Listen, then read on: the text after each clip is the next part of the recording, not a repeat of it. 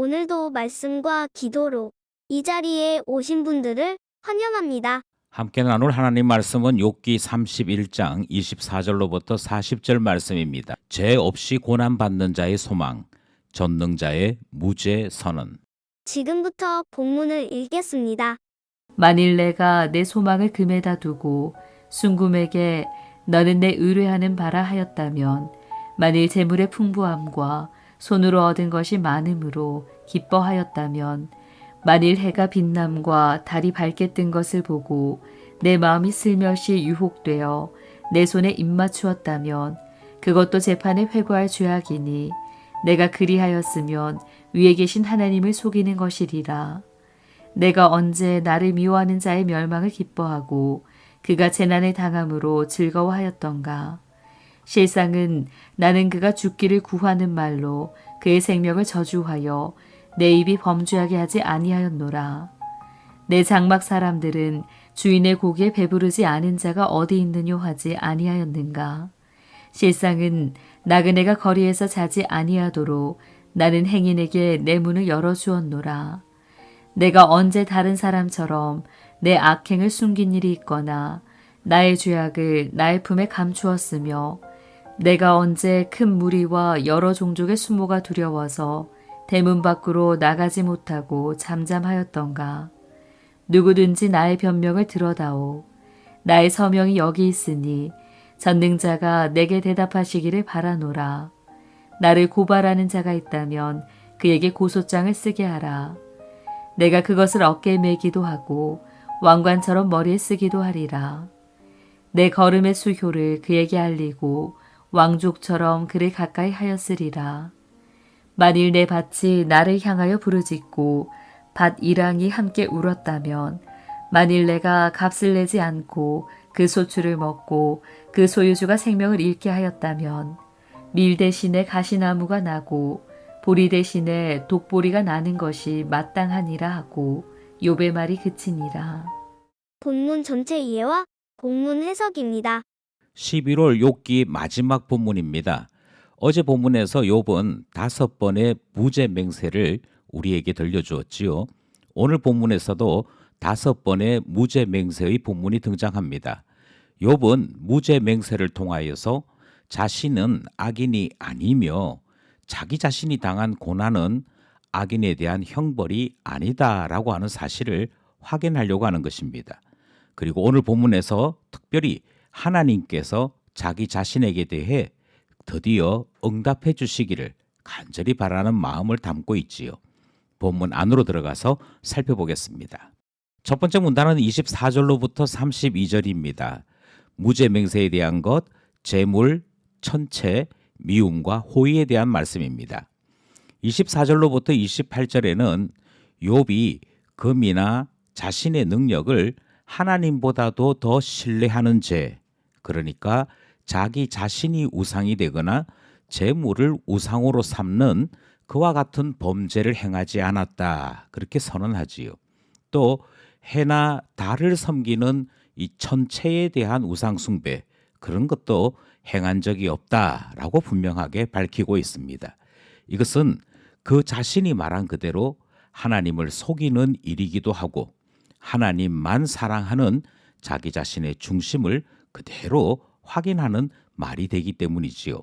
29절로부터 32절에서는 욥은 자기 자신을 미워하는 사람들이 불행해지거나 또는 죽기를 바라해서 하나님 앞에 기도했던 그런 일이 없다, 그렇게 밝히고 있고요.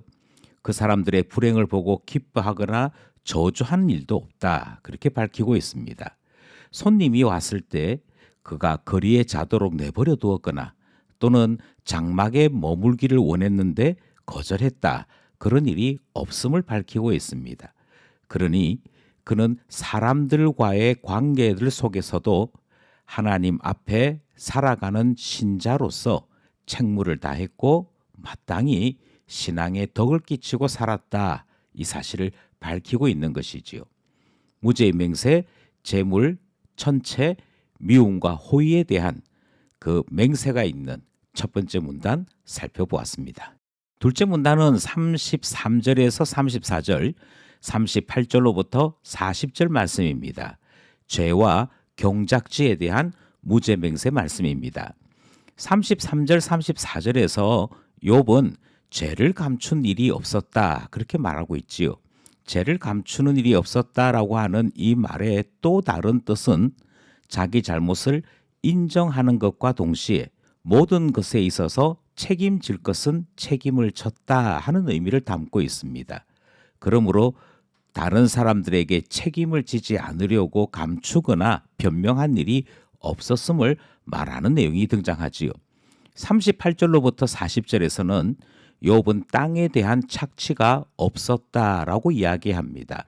땅에 대한 착취, 또 다르게는 땅이 부르짖는 일이 없었다라고 말을 할 때 그것은 불의한 일을 행하여 그 땅의 소출을 부정하게 사용했거나 또는 사람을 죽여 그 피가 땅에 쏟아질 때 땅이 부르짖는 일이 있다 이렇게 표현하는데요. 그와 같은 일이 일절 없었다 하는 말을 밝히고 있는 것입니다.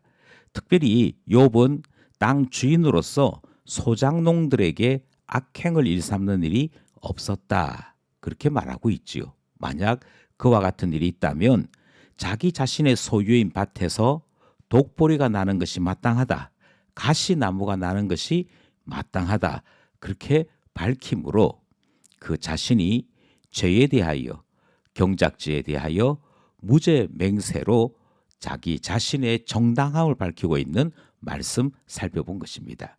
여기까지 둘째 문단이었습니다. 마지막 셋째 문단은 35절로부터 37절 말씀입니다. 무죄 선언을 바라노라. 욥은 이 문단에서 무죄 선언을 바라여 하나님께서 재판장에 입장하시기를 바라는 세 가지 요구를 말하고 있습니다. 첫째는 자기 자신의 말을 들어줄 사람을 보이라 그렇게 얘기하죠. 둘째는 하나님께서 응답하시라 그렇게 말하는 내용이 등장합니다. 마지막으로 셋째는 자기 자신의 범죄를 기록한 소송장을 보여달라 이렇게 요구하지요.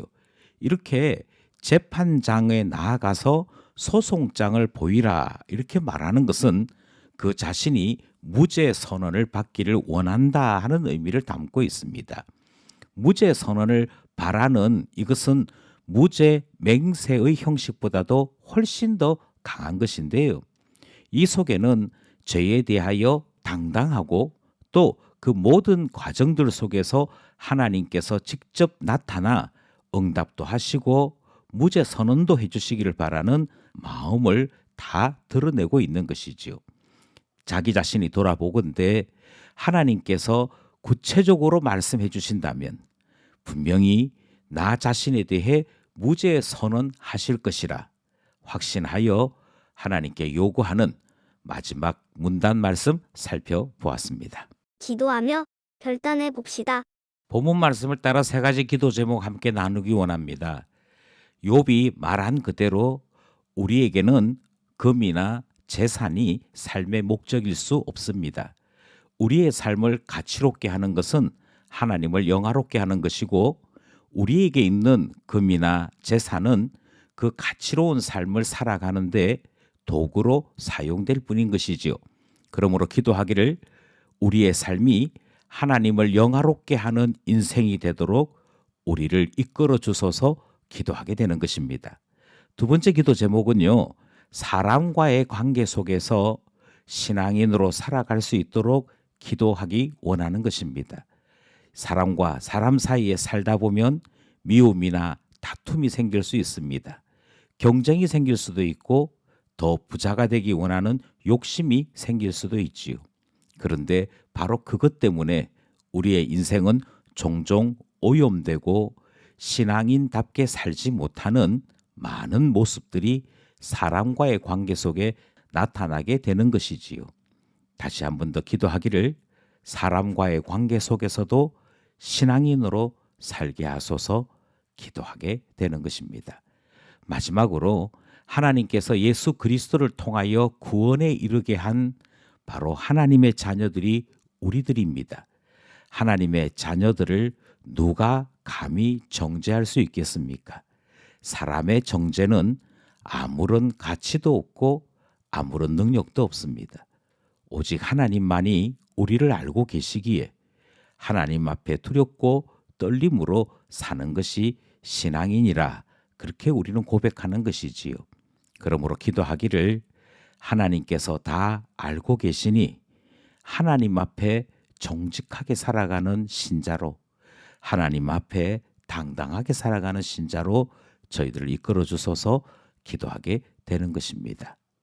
오늘도 말씀과 기도로 주 앞에 살아감이 있는 우리 모두 되기를 간절히 소원합니다.